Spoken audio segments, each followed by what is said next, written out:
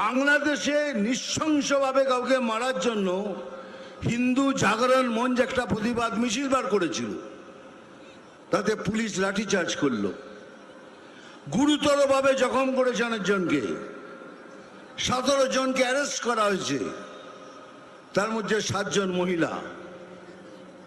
ভাবতে পারছেন বাংলাদেশে হয়েছে, প্রতিবাদ করছি এখানে সেটাও করতে পারবেন না। তারপরে সোজা ভাষায় এই সরকার বলে দিচ্ছে যা ইচ্ছে তাই করুন, আমরা বাংলাদেশের পক্ষে। আমরা যেভাবেই হোক এই পশ্চিম বাংলাকে ওয়েস্ট বাংলাদেশ করে ছাড়ব।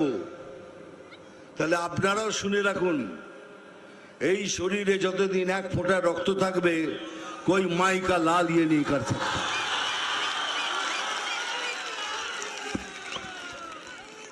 আর সেদিন আসছে, খুব তাড়াতাড়ি আসছে। আপনাদেরও বলে রাখি, যে যেভাবে আপনাদের সাথে ব্যবহার করবে ঠিক সেইভাবে তাদের ব্যবহারের উত্তর দেবেন। তা না হলে এরা সোজা হওয়ার লোক নয়, এরা তো দুর্নীতি করবে। ওরা জীবনে যখন পয়দা হচ্ছে, জন্ম নিচ্ছে, বলে ওরে তোদের ঘরে আর একটা দুর্নীতি জন্ম করেছে, এখন এই জায়গায় দাঁড়িয়ে রয়েছে। কিন্তু একটু ভাবুন, এটা তো আমাদের বাংলা, এটা তো আমাদের পশ্চিম বাংলা, বাঙালির বাংলা, হিন্দুদের বাংলা। কে মায়ের পায়ের নিচে স্বর্গ, मां के पैरों तले जन्नत है।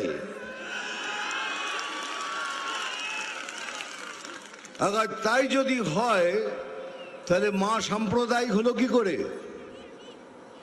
এই জন্য হচ্ছে এখানকার সরকার ছুট দিয়ে রেখেছেন।